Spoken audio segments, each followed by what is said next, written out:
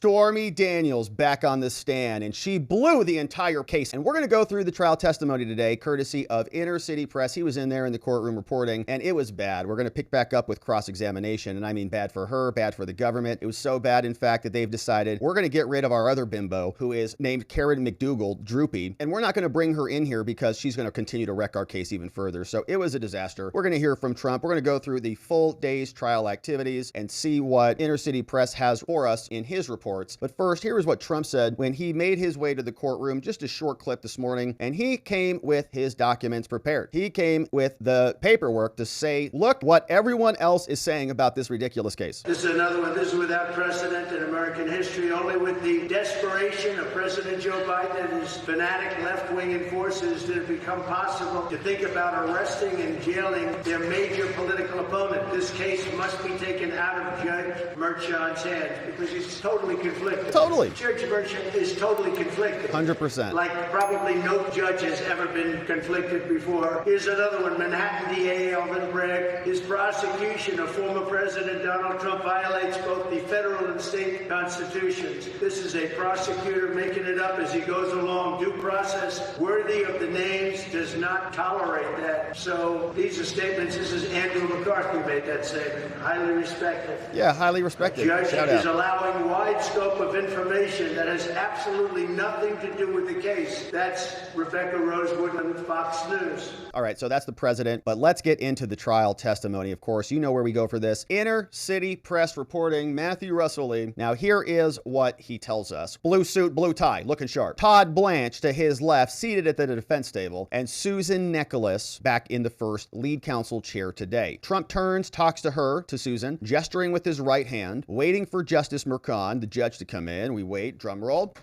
Door bursts open. All rise. Here he comes. All right, Judge waddles in here. Sit back down. Okay, clerk of the court says, good morning. This is the time set for the people of the state of New York versus Donald Trump, indictment number 2002-3001-572. Made that number up. Judge says, good morning. Now, before we begin, anything that we need to address? Government prosecutor stands up, says, Your Honor, yeah, there is a defendant exhibit. It's called J26, and the defense is trying to get an arrest record of Miss Daniels moved into evidence, and so we move to preclude that. And Judge Merchan says, well, was there a conviction with the arrest or is it just the arrest? And Trump's lawyer says, well, Your Honor, it's just the arrest, but my intention is I'm going to talk about that arrest because I think it's, first of all, it's relevant. You said we could talk about everything else about Trump. We have a whole Sandoval motion that has line item after line item of Trump did a bad thing. Trump jaywalked. So we're going to ask her about that. But also, Your Honor, I plan to ask her about what he accused her of doing. The judge says, hey, no, that's not coming in. Okay. So it's just an arrest, no conviction. Now, where do you stand on the limiting instruction? On the limiting instruction. Remember, Stormy Daniels was running her mouth about what's in the toiletry thing. She said she was staring off into oblivion, up into the ceiling. She said that she was also fearful, essentially, because of a power imbalance and all sorts of wild things. Then she hung out with him like 6 times later, but okay. So what do you want to do on a limiting instruction? Do you want me to tell the jury to disregard all of that innuendo and all the stuff that we shouldn't have let come in, but I let come in anyways? Well, Your Honor, can we wait till she's done to the end of her testimony? Then I'll come back on a limiting instruction. He says, yeah, that makes sense. So get the witness. Stormy Daniels comes walking in and she takes the stand. Judge says, get the jury, please. Jury comes in, all rise. Jury is now entering. We're back seated. Trump's defense attorney is up. Stormy Daniels is on the bench. Defense attorney Necheles says, good morning, Miss Daniels. And now we were picking up with this conversation. Now, you recall that President Trump was elected in November 2016. Is that right, Stormy? Correct. And you recall that you did an interview and you said in this interview that claims that you had sex with President Trump was bull crap. Objection. Sustained. What? You did an interview where you said that was bull. Sustained. But do you remember that? Sustained, says the judge. Quiet, Susan. She says, okay. Well, in 2016, Stormy, then apparently you wanted to sell your story, right? The judge says, all right, please approach. So they go up there at the sidebar at the judge's bench. Blanche remains at the defense table with Trump there whispering. The objection is sustained again. Weird. Can't talk about any of her interviews. Strange. I thought we were going to get into this stuff. Objection sustained. So you can't get into that. Don't know why. Necheles goes back to Stormy, says, all right, Stormy, listen. You wanted to sell your story story to President Trump, right? She says, no, I wanted to sell my story to the media, to get my story out. But isn't it true you made the decision for your lawyers to sell it, right? Well, yeah. And it was your choice to do that, right? Yeah. Well, I wanted to do a press conference and tell everybody about it. But you didn't do that press conference, did you, Stormy? No, I didn't. Instead, you spoke to Slate, the magazine, and you spoke to Weisberg about your supposed affair with President Trump, didn't you? Yeah. And that you were negotiating with Cohen, weren't you? She says, well, he was my backup, okay? If I couldn't do this and I was going to go back to him, and so there was a reason for it. And she said, okay, thank you for the answer. Now, I want you to look at this exhibit, Stormy, and you told Weisberg that as an alternative to being paid for your silence, you wanted to be paid for your story, right? So if you're not going to get paid for your silence, if Trump's not going to pay you, you're going to take it out. So I don't remember saying that, and I don't know where you got that. She said, but you told Weisberg that, didn't you? She said, well, my better alternative was to get my story protected by a paper trail without putting my family at risk, because she says she got attacked or,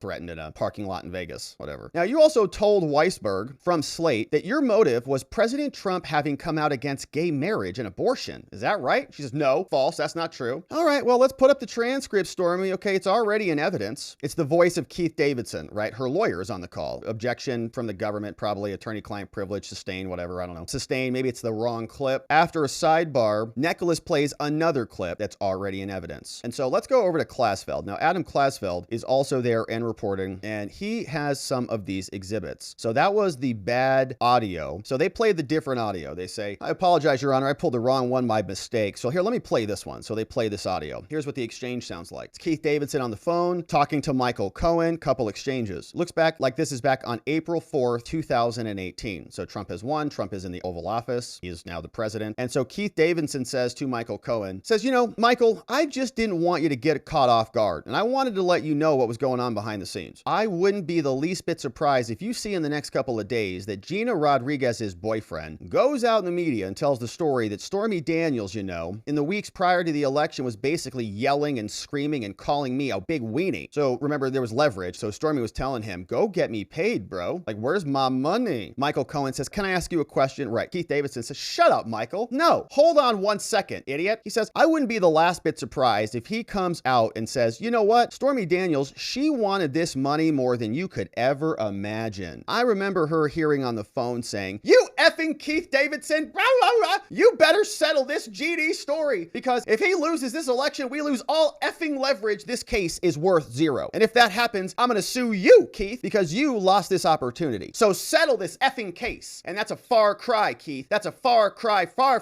cry, being bullied and pushed into settling a case. All right. So he's defending himself. Keith Davidson is saying, Stormy, don't come back crying to me like you were forced to do this. Okay. You're on the phone screaming at me, F&A, mother effing, you son of a B, all the words. Settle this effing case. Cohen says, yeah, right. Sounds like she's kind of a psychoville. Wow, you get it settled, right? Keith's she's lunatic, dude. She was pushing me to settle it. I got bullied into settling this case and I'm the lawyer. So Michael Cohen, right? That's the transcript. So they play that in court. And now the question comes. So back over to Stormy Daniels from Susan. They say, well, let me show you the contract. Okay. Apparently you signed, this is a legal agreement, right? You signed this document. It's a legal agreement, don't you? She said, well, I'm not an attorney, but yeah, I know it's illegal. Now the recitals on this document say that Stormy, that you had come into confidential info. And she says, well, I signed this based on what my attorney told me I should do. I don't even know what it says, but I signed it. Okay, but you did sign it though, right? This is your acknowledgement. You signed it. Yeah. And you released the claims, right? Is that true? She says, yeah, I did. And it's true that Michael Cohen negotiated this, didn't he? She says, well, that's what I was led to believe. Well, I want to show you this Wall Street Journal article. Now, you knew this article was coming out, didn't you, Stormy? Put it up on the screen. Yeah, my lawyer, Keith Davidson, told me something was coming out, so I had some idea. And you put up a statement denying that you had sex with President Trump, didn't you? And she reads the statement. And we have that courtesy of Adam Klasfeld. So January, she says, okay, well, I recently became aware that certain news outlets are alleging that I had a sexual or romantic affair with Trump many years ago. And I'm stating, this is the defense attorney reading this. You wrote this. Is this your signature? Yeah. It says, I am stating with complete clarity that this is absolutely false. My involvement with Donald Trump, she's looking at Stormy. Wow, this is amazing. With Donald Trump was limited to a few public appearances and nothing more, just like the evidence shows. When I met Donald Trump, he was gracious, professional, and a complete gentleman to me and everyone in my presence. Yeah, very clear. And rumors that I have received hush money from Trump are completely false. If indeed I did have a relationship with Donald Trump, trust me, you wouldn't be reading about it in the news, okay? You'd be reading about it in my book. Because she's not stupid. Make a lot more money, making a whole career out of her sex scandal than one NDA for 130 grand. You can book residuals your whole life. But the fact of the matter is, these stories are not true. Nice letter, well done. So it's true that you signed that, right? She says, well, I didn't write it though. I was told I had to sign it. You were told you had to sign it. So, but you denied the rumor, didn't you? She said, well, because it wasn't a rumor, it was true. So you denied the rumor, but you're saying the rumor was true. Okay. So they say, all right, so, okay, I guess that's fake. So apparently you also signed this one too, didn't you, Stormy? There was a whole different letter, and they point out this same letter, which we've read here many times. She wrote this one, January 30th, some time ago, 2018, says to whom it may concern, signed Stormy Daniels. Over the past few weeks, I've been asked countless times to comment on reports of an alleged sexual relationship that I had with Donald Trump many years ago. The fact of the matter is that each party to this alleged affair denied its existence in 2006 and 2011 with 2 zeros in it. I'm having a hard time believing that some lawyer wrote that and put a 0 in there. Like, this is kind of like an official statement. So 2016, 17, and now again in 2018, like if I had to guess, Stormy wrote that because she doesn't have a lot of intelligence because she has been a professional sex worker her whole life. And so, typing is probably hard for her, probably because of, what's the condition in your hands when you type too much, whatever that is. So I'm denying this affair because it never happened. I will have no further comment on this matter. Yeah, right. Please feel free to check me out on Instagram, though, at the Stormy Daniels. Come follow my jugs over there. So, all right, here. Now, that is the second statement. They read that into the record, and they say, well, you signed this one too, didn't you? She says, yeah. Susan Necheles now digs into this. Michael Cohen was pushing you to sign this, wasn't he, Stormy? Well, yeah, he was, through Keith Davidson. And I did not speak with Michael Cohen directly, so my lawyer was pushing me to sign it through Keith Davidson, was Michael Cohen. Okay. And so President Trump was denying the affair in 2018, wasn't he? And he wasn't running for office at that time, was he? So he was denying this even after the fact. So part of the argument is that he was only denying it in 2015, 2016, because he was running for president. He was still denying it in 2018, meaning that the denial was continuous. The denial had nothing to do only with the campaign. It had also to do with his reputation, with his wife, with his business brands, and all of the other affairs that he is involved in, the other non-affairs, you know what I'm saying? So there are major justifications for it. Why would he maintain it? He's not like, well, the election's over. I guess you're right. We did, do the dibbity. He's not running for office. And so wouldn't you agree that President Trump was trying to protect his brand, right? She says, well, I don't know what he was trying to protect. Well, you said that you had sex with him for money, and you did that, what, to make money? And she said, well, I did some media for free. So like I went on Anderson Cooper for free. She says, so not everything was about making money. But after that, you sold a book with your story for $800,000, right? Wow, Stormy, almost $1 million.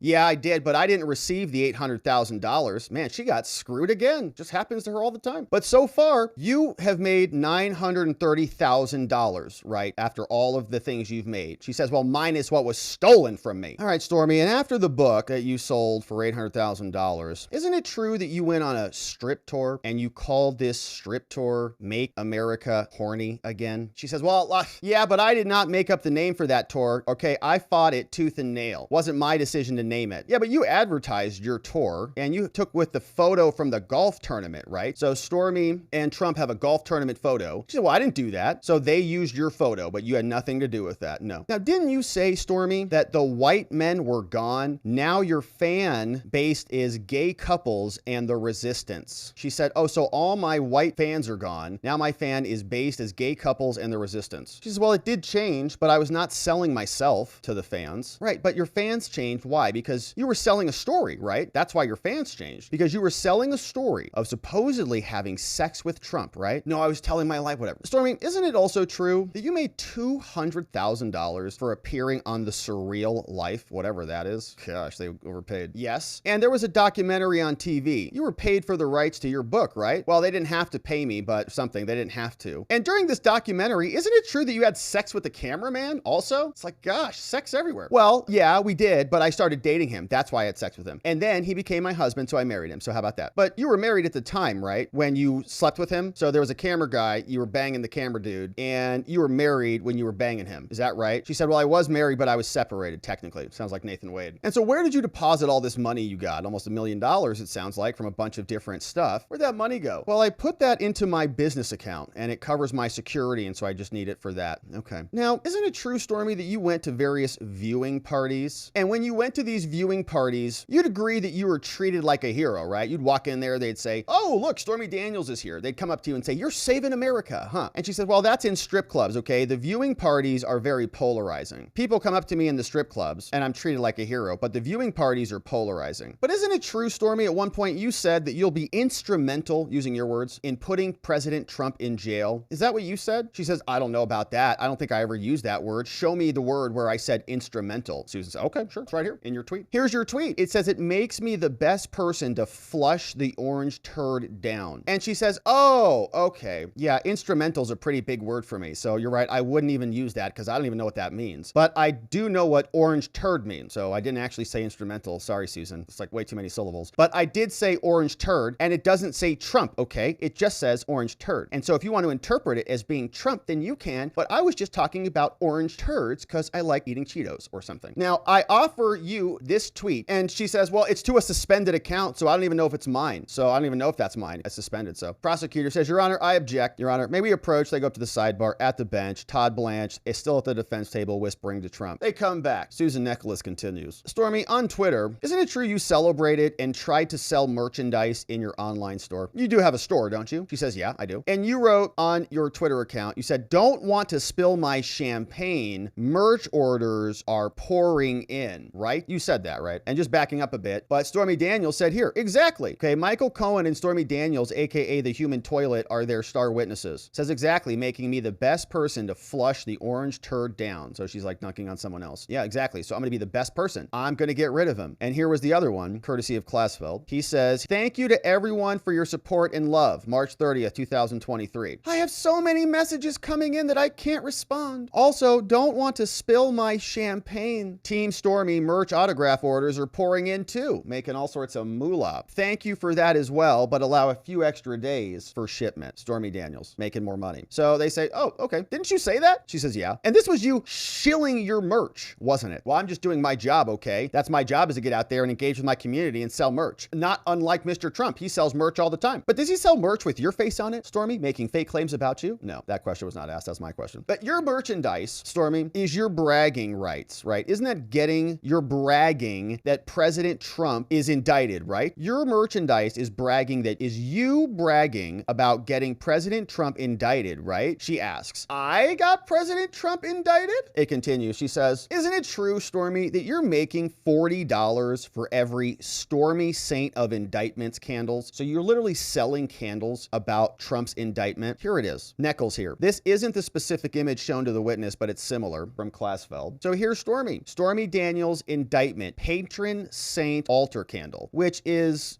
blasphemous. I mean, she's a degenerate porn star who is filled with sin regularly. And so she now sells a patron saint altar candle to try to, needle the people who believe in a higher power and have faith that their savior is not in someone else's pants. So that's you, huh? So isn't it true you're making $40 for every one of those? And of course, that wasn't even $40, but she says, no, I only make about $7 per. And here's the Stormy Daniels political power comic. Did you write this one? No, I didn't write it, but you're selling it, aren't you, on your magazine? Don't know if you got a copy of that one. You're selling a Stormy Daniels political power comic. I didn't write it, but you're selling it. Isn't that true? Yeah, I am selling it. And Stormy, you're also writing 2 books, aren't you? Yeah. And what are they about? She says, well, one is about rock star, porn star, about my husband, and one's a novel about a girl from New Orleans. She says, oh, a novel about a girl from New Orleans, huh? Wow, that sounds fascinating. Let me ask, does she have sex with a presidential candidate in there? Daniel says, no, she doesn't. It's a good idea, though. Maybe I'll add that in chapter 10. Now, you said, Stormy, you said that you lived in a haunted house in New Orleans. It's just, can you tell me about your haunted house? She said, I did, yeah, it's,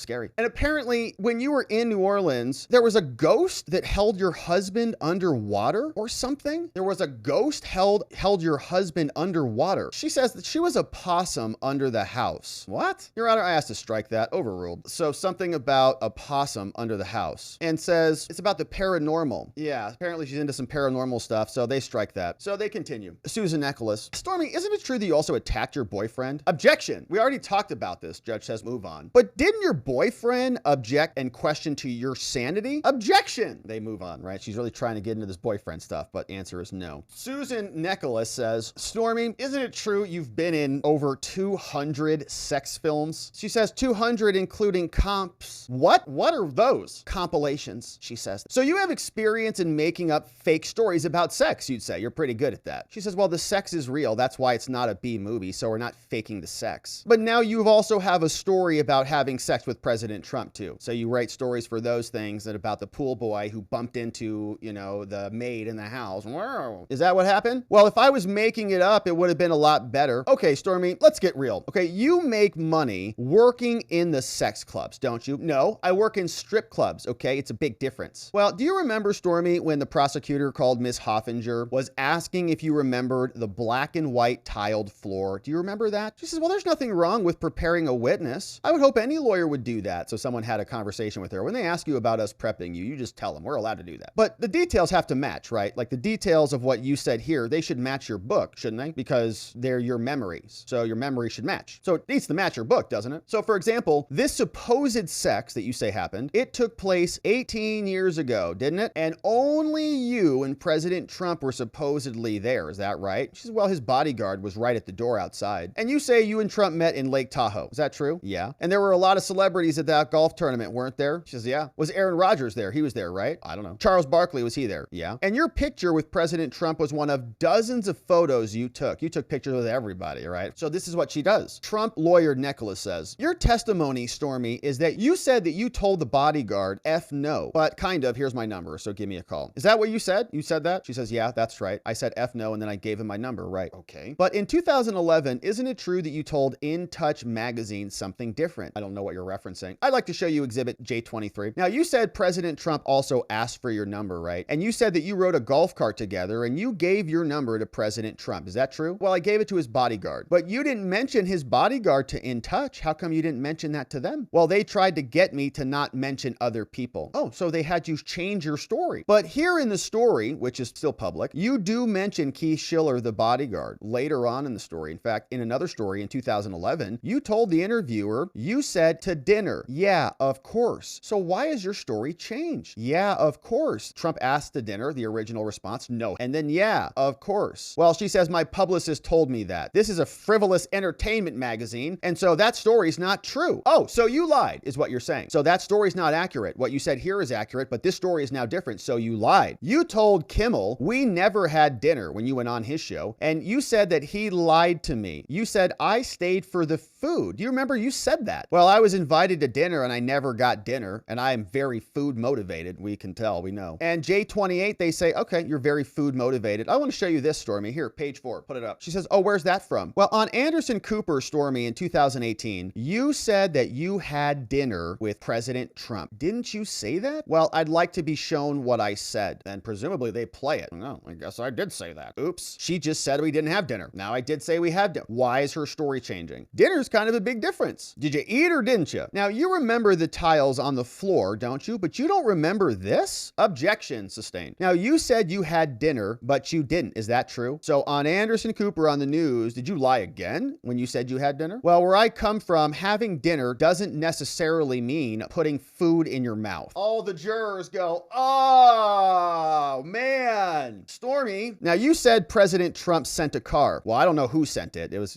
before Uber came out. And you told In Touch magazine that when you got to the hotel, President Trump was sprawled out on the couch watching TV, right? You told In Touch, your story's totally different. Sprawled out watching TV versus coming down in his pajamas. I don't remember saying that. You said sprawled out in his pajama pants. Is that what you said? Well, he got up, so that all changed. Now, in your book, Stormy, you wrote that you had made him your bee, didn't you? You made him your little bee, right? Because you're so powerful is what you thought. You said that in your book. Didn't you write that? Well, I used to think that. And this was not the first time that someone made a pass at you. Is that true? She says, no, but there was a bodyguard out there. So they're probably getting into a line of questioning, like you felt afraid. Is this the first time someone ever asked you, hey, do you want to, come up to my room? I know who you are. I know what you do. Hello, let's transact, That's why you go to these golf tournaments, to go find someone. But there was a bodyguard there, and so maybe I was a little, weirded out or whatever. Stormy, in 2011, when you were talking with this magazine, you told In Touch that when you saw Trump on the bed, you said this: "Oh, here we go. And then we started kissing and we had sex." Didn't you say that to them? Well, there are parts I don't remember in between. Now, Trump's leaning forward. He's watching this closely. Susan says, the in touch in it doesn't have him saying, "If you want to get what you want," and trailer park. None of that story that you just made up is in there. How come? Oh, well, they left out a lot of stuff. We just didn't talk about it. And you were there for interviews with the Slate magazine in 2018. Didn't you interview with Jacob Weisberg? I don't know if that's his name, but if that's, I guess, what it says. And you told Mr. Weisberg that there was no abuse, right? Yeah. And you said that you were not a victim, right? And you never told Weisberg about blacking out, did you? No, I didn't. Mr. Trump did not drug me. The worst thing he did was lie. About what? In 2018, you said he didn't force you, but on Tuesday, you said he stood over you. No, I said in front of me. Okay. Power imbalance, right? Just looking kind of ridiculous. The jury heard everything on Tuesday. They're like, "We heard what you said, lady." In 2018, you told a reporter there was no pressure at all to do anything. So how come we're here? She says, "Well, my own insecurities made me do it." And Stormy, I want to ask you about this organization called the American Century Championship. Apparently they had parties and auctions. You're familiar with those? Yeah, I'm familiar. There were a couple of auctions there. And in your book, Stormy, you said that at the nightclub, you talked with President Trump for about an hour. Is that right? Well, he left first, I would say after about 15 minutes. And in 2007, you also went and took a selfie in Trump Tower. Is that true? She says, "Yeah, I took that at the Trump vodka party." And we take our morning break. We fast forward and we're back. Susan Necheles. Stormy, do you recognize this Making America Horny Again tour flyer that we got from your Instagram? She says, "Yeah." Now at the golf tournament, President Trump was probably the biggest celebrity. Do you know? She says, "It depends. You know, people recognize me too." Now, when Vogue interviewed you in 2018, you said you never felt in danger about any of this. You said he wouldn't have run after you. You didn't mention the bodyguard at all. She says, "Well, that's because I don't control the magazine. You know, Vogue is a fashion magazine. Sometimes I give too much details and they just cut them out." So let's get down to the transaction here, Stormy. Thanks for that. Now, it's true that Mr. Cohen paid you, okay? Not Mr. Trump. Is that right? Mr. Cohen gave you the money. Actually, my lawyer, Keith Davidson, paid me. But the money that Keith Davidson got, it came from Michael Cohen, right? I understand that, but I have no proof that that is true. Now, you know that this is a business records indictment, don't you? She says, "Well, there are a lot of indictments." She said, "We moved to strike." Overruled. No further questions on that. Now, let's flesh this out here. And dozens of photos. Here is an exchange. Daniels notes that the number exchange happened through bodyguards, right, Keith? And that was the candle. So we didn't have a price point. That was the exact candle that they showed, courtesy of Adam Klasfeld. She says she's talking about dinner and snack food. She's been in a lot of porn movies. Okay, and we have the gaps filled in. So that is the end of the cross-examination. Prosecutor says, "Can we have a sidebar?" Mercant says, "Yeah, please approach." This time, Emile Beauvais stays back at the defense table, hanging out with Trump. Stormy Daniels puts his chin on her fist, her chin. We're back. Prosecutor is back. We're here for redirect. Stormy, this is the government. You were asked if fear was part of your reason for signing the NDA. Defense. Objection. Overruled. Answer. Your lawyer advised you to sign it, right? He said,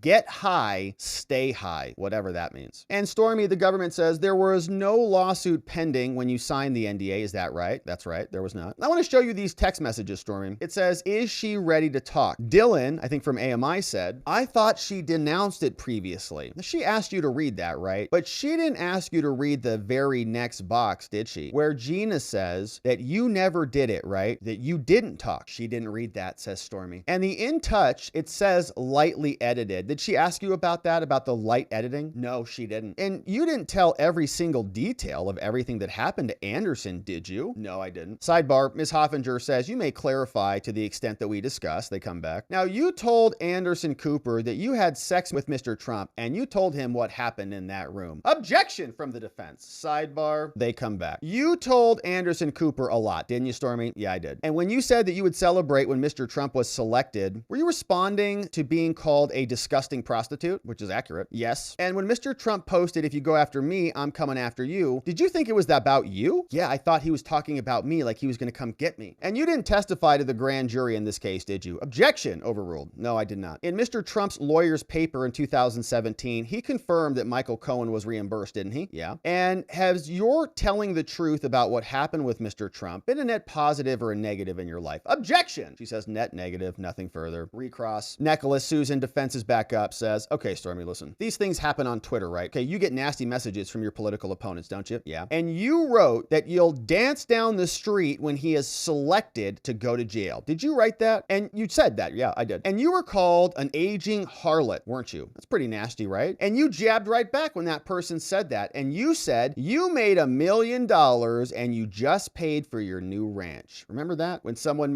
called you a name, you responded. She said, yes, I defend myself on Twitter. And yes, I pay my bills. And when Trump posted, I'm coming after you, there was a Republican PAC going after President Trump, right? I don't know. Okay, no further questions. Nothing further? You may step down. And that is Stormy Daniels, very combative as per usual. And we got to really peer into her degeneracy. And we learned what she calls dinner now. It's pretty shocking. So it is, I think, going to be a interesting, how will this land with the jury? We'll see. But somebody with that background whose story has changed multiple times, I think that degeneracy is like icing on a cake. But the big chunk of it is the fact that her story changes. She's money hungry. Everything she says is lacking in credibility because she travels around to go find celebrities, to go sleep with them, and then tries to make up stories, has a couple of encounters, wants to get paid either way. She's going to write a book about an encounter or sign an NDA. The election is coming up. We're running out of time. We're running out of leverage. So we get a new witness back in the house, and look who is here. It is Rebecca Manaccio, the bookkeeper. She's going to be asking about the comptroller. Remember, the comptroller was Jeffrey McConney. Jeffrey McConney was a great witness for Trump. Government calls Rebecca Manaccio. Rebecca walks into the courtroom. Madam, please raise your right hand. You promise to tell the truth, the whole truth, and nothing but the truth? I do. Please be seated. Ma'am, where do you work? Rebecca says, I work at the Trump Organization. Still there currently. Been there for 11 years. And I'm a bookkeeper. I work at the supermarket,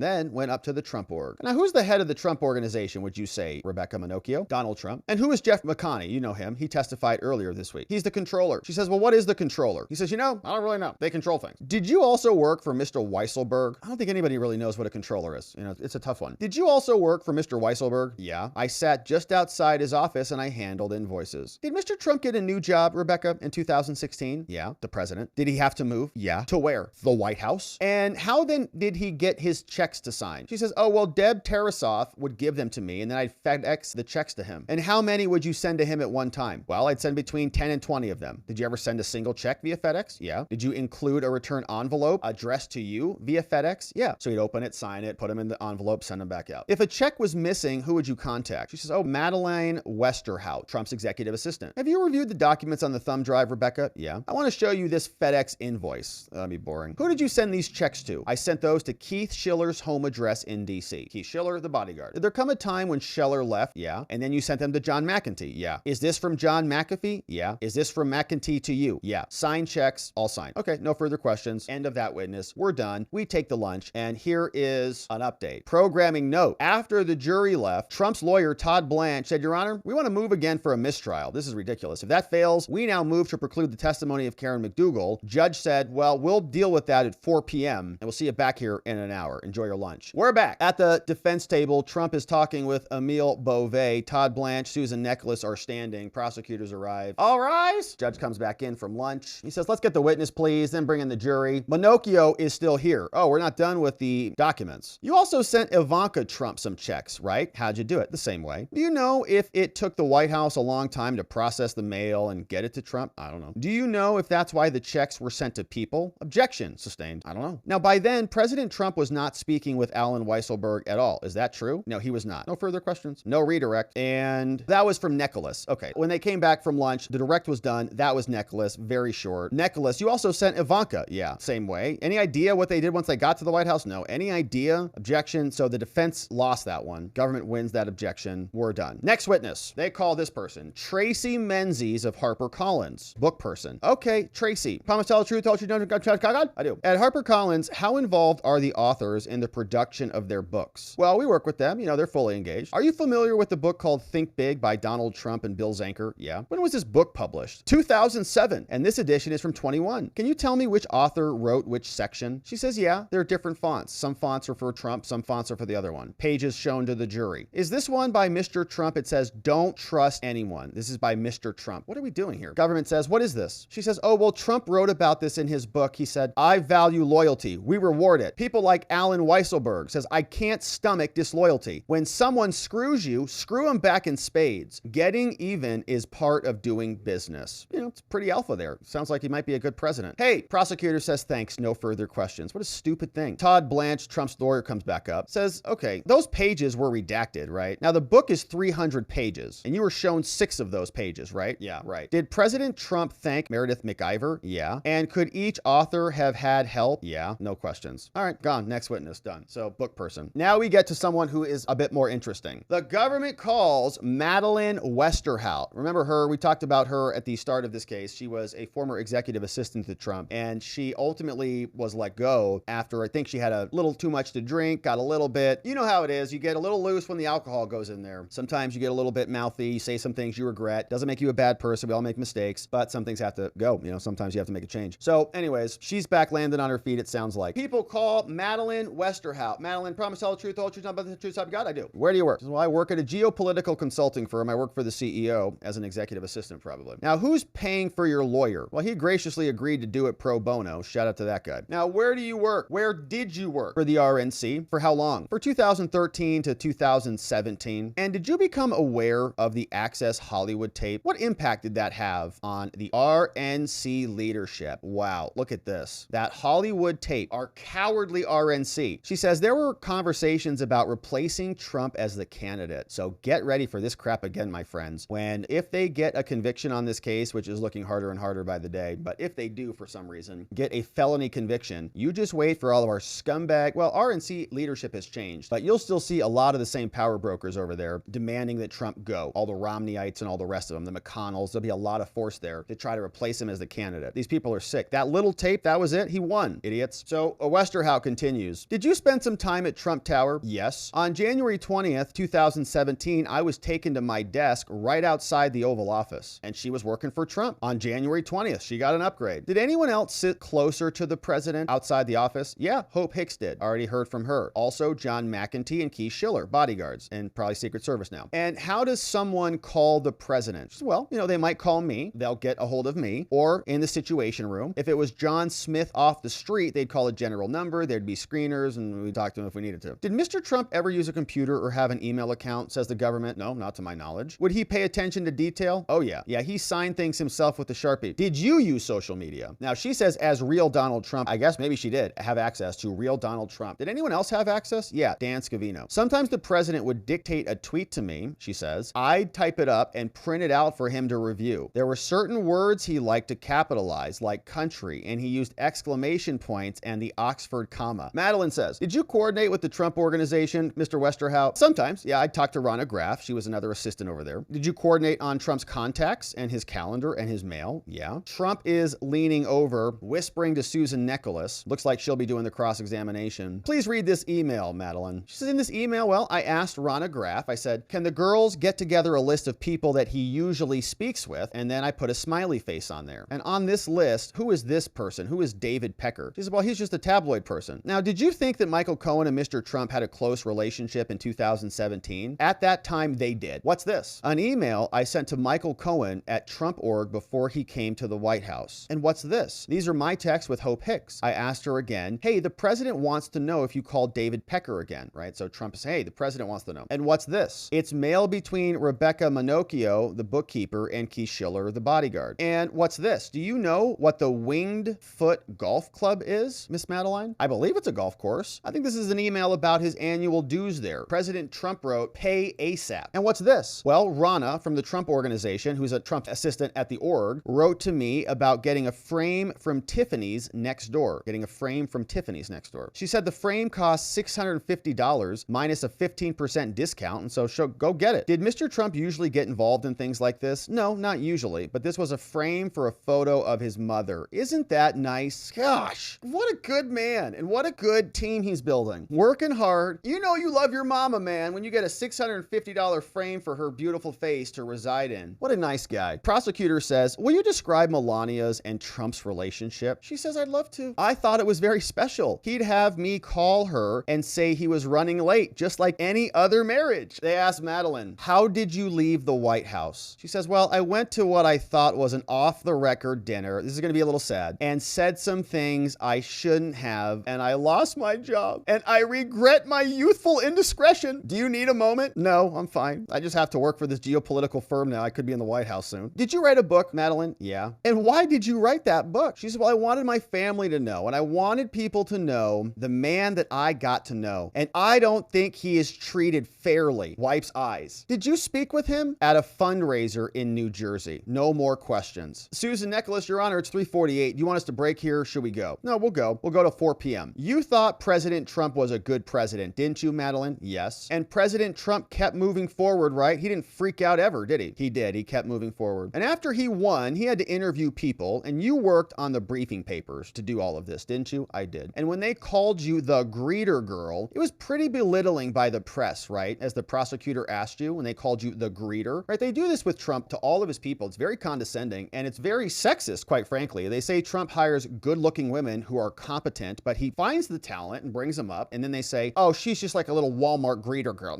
Shut up. Okay, this woman is much more competent than pick Karine Jean-Pierre. So they're explaining that. You did a bunch of other things, didn't you? And it was pretty belittling what they did. Now, he never made me feel, Trump, that I didn't deserve to be in the White House. Didn't treat him like crap, like a little peasant. You would say he had a close relationship with his wife, would you? She says, yeah. I'd look into the Oval and I would see he was talking to Melania. He'd say, some to the window, and they'd wave. He'd say something to the window and they'd wave. Yeah, he loves his wife. So it makes sense that he might want to protect her against a fake, scandalous story. Is this a good time to break? Judge says, yeah, that's fine. Jury, we're done for the day. Don't read anything about the case. Don't talk to each other. Let's take 10 minutes and we're going to pick it back up. We're back. Major news. Trump's lawyer, Todd Blanche, says, we've been informed that the people, the government, no longer intend to call Karen McDougal as a witness. Todd Blanche, Your Honor, they now have only one major witness, Michael Cohen. He's the only one left. We asked that the gag order be lifted as to Stormy Daniels, okay? She's done now. She testified. Now we should be able to talk about her. Her Lake Tahoe friend went on a political show and Trump should be able to respond. You said that we couldn't talk about this stuff because they might be fearful or whatever your excuse was. Well, she's done. So let's talk about it. Her Lake Tahoe friend also went on a political show. And so Trump needs to be able to respond to this. Says, let's hear from the people. Government jumps up. Your Honor, the other side seems to be living in an alternate reality. Okay, the gag order's in place to protect this proceeding, and it's been working. And this Trump, he mounts attacks selfishly against other people. And there are safety concerns here. And so changing the gag order now could send a message to other witnesses. And the DC Circuit said that it's likely to impact other witnesses. And so I was speaking with a custodial witness who was afraid. His book said, attack and send a message. Trump's defense, Your Honor, Miss Daniels was allowed to recount a completely different set of events, make a bunch of stuff up. Judge says, oh yeah, like what? She said, I felt the room spin. What she had said previously was, oh, here we go. We started kissing. I hope he doesn't try to pay me. Now she said, I was blacked out. And some people think maybe because Trump gave it to her so hard. What happened? She's like, I can't remember anything. Now, I don't see a new set of facts, says the judge. And please have a seat. What Mr. Conroy said is interesting. And I wrote down the same portion of that book. And so let others see. Says, I can't take your word for it, that it's just going to be a response that's disputing the facts. And so now Trump, they don't know what he's going to say. So unless he says what's appropriate, they're not going to ungag him. That's not your client's track record, Mr. Blanche. Your application to modify the gag order to allow your client to respond to Stormy is denied. And he said, this is ridiculous, Your Honor. The government got her to talk about spanking him. They did not move on. They were talking about spanking him in the butt. There was a question asked about what the inside of the bathroom looked like. Why? Why did they ask that? And what was your reaction to see him like that? There was a long answer. They asked her, what was the difference in height? Why? Because there was an imbalance of power for sure, but it doesn't go to the motive. She wasn't saying that at the time. So there was no basis for them to ask that. We heard all of this for the very first time. He says, well, I did sustain some of your objections, but the jury still heard the question, Your Honor, and often the answer. That's why this was so dangerous and we should have never let this in. This was a dog whistle for a rape. Government says, that is so false. We never tried to do that. The claim of an ambush is total nonsense. Okay, there were details that were omitted from In Touch and in Anderson Cooper. This is not a change of story though, Your Honor. Miss Necheles, the defense throughout, is misleading this. Through but misleading cross-tested it, that the sex happened and it increases the motivation for Trump to try to silence her. And we went out of our way to avoid some of the salacious details to try to not embarrass the defendant with the details of the sexual act. Yeah, right. At one point, she was asked, did you feel anything different? She was going to say, I felt the skin of a 60-year-old man. And we kept that out. We could put in an ex parte submission of even more embarrassing details that we admitted. So like we could have gone way harder, but we tried not to embarrass Trump. Miss McDougal was on our witness list, but we never said we intended to call her. And the judge says, okay, Mr. Blanche, sit down so I can render my ruling. He's all fired up. Ah! You denied the sexual encounter in your opening. So more details were relevant. So she could fill in the gaps there. So it's your fault that this came in. This is ridiculous. Miss Necheles said that she thought she couldn't object under my ruling, but she could have, and she didn't. She did. She did at the very start of the whole thing. They objected multiple times. This judge is trying to paper over this. He's trying to, unring this bell. Not going to work. He says, I sua sponte objected to the trailer park, right? The judge objected on his own because he goes, this is not good. I'm going to get reversed. Miss Necheles hadn't objected. She didn't object to the condom. I have no idea why. I wish that hadn't come in. And then you went into it all about force on cross. You were drilling it into the jurors' ears. It's your fault. And Miss Daniels said that a movie about Roger Ailes made her remember things. And I didn't allow that either. So I don't think there's a new story here. You attacked her credibility in opening. You didn't attack the business records. And so your motion is denied. And I'll see you all tomorrow. Court is adjourned. Amazing. This judge, they feel very panicky to me. So Trump came out after the trial and he had a couple things to say. Let's see what the president said at the conclusion of the day. Thank you very much. Everybody saw what happened today. I don't think we have to do any explaining. I'm not allowed to anyway, because this judge is corrupt. This judge, what he did and what his ruling was is a disgrace. Everybody saw what happened today. It's totally conflicted.